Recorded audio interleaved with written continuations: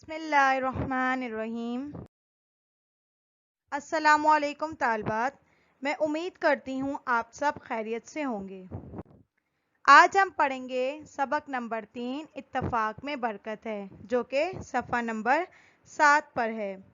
یہ سبق لوک کہانی سے منسلک ہے۔ اس سبق کو پڑھنے سے پہلے میں آپ کو لوک کہانی کے بارے میں بتاؤں گی۔ لوک کہانی: انسان فطری طور پر کہانی کو پسند کرتا ہے۔ کہانیوں کی مختلف اقسام ہیں۔ ان میں ایک لوک کہانی ہے۔ زمانہ قدیم میں لوگ سورج ڈھلتے ہی مختلف جگہوں پر اکٹھے ہوتے اور دن بھر کے واقعات کے علاوہ کچھ پرانی کہانیاں سنتے اور سناتے۔ یوں یہ کہانیاں نسل در نسل ایک دوسرے تک پہنچیں۔ ان قدیم کہانیوں کو لوک کہانیاں کہتے ہیں۔ آپ کی کتاب میں موجود اتفاق میں برکت ہے۔ اب میں اس کا مطلب بتاؤں گی۔ اتفاق میں برکت کا مطلب ہے کہ مل جل کر پیار اور محبت سے رہنا، ایک دوسرے کا خیال رکھنا اور احترام کرنا، کیونکہ ایک ساتھ رہنے میں رونق اور بھلائی ہے۔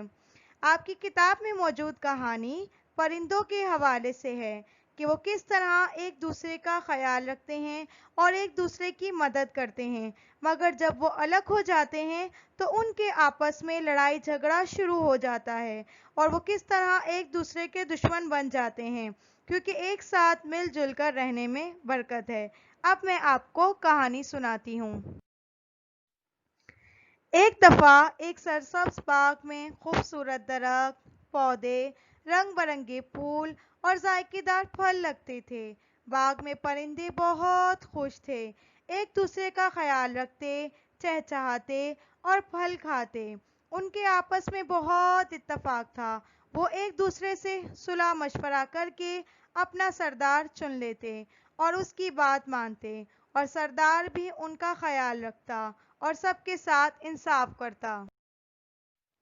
ایک مرتبہ طوطے کو سردار بنایا گیا اور وہ کافی لمبے عرصے تک سردار رہا، مگر جب وہ بوڑھا ہو گیا تو اس نے سوچا کہ وہ اپنے بعد اپنے بیٹے کو سردار بنائے گا، جبکہ اس کا بیٹا بہت نالائق تھا اور نہ ہی اس میں کوئی قابلیت تھی، مگر وہ اپنے خوبصورت پروں، بلند آواز اور چند رٹے ہوئے فکروں پر غرور کرتا تھا۔ آخرکار ایک دن نالائق طوطا سردار بن گیا۔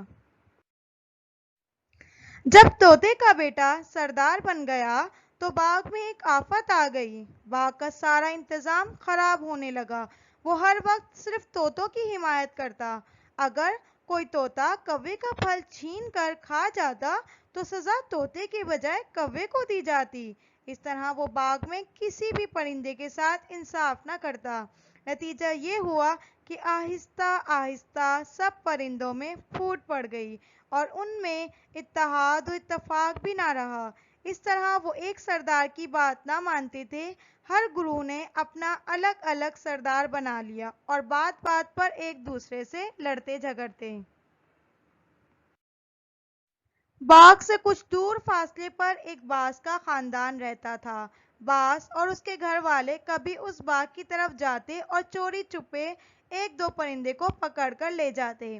پہلے پرندوں کے اتحاد کی وجہ سے وہ کھلے عام حملے کرنے کی جرأت نہیں کرتا تھا، مگر جب اسے پتہ چلا کہ باغ میں پرندوں کے درمیان پھوٹ پڑ گئی ہے تو اس کی ہمت بڑھ گئی۔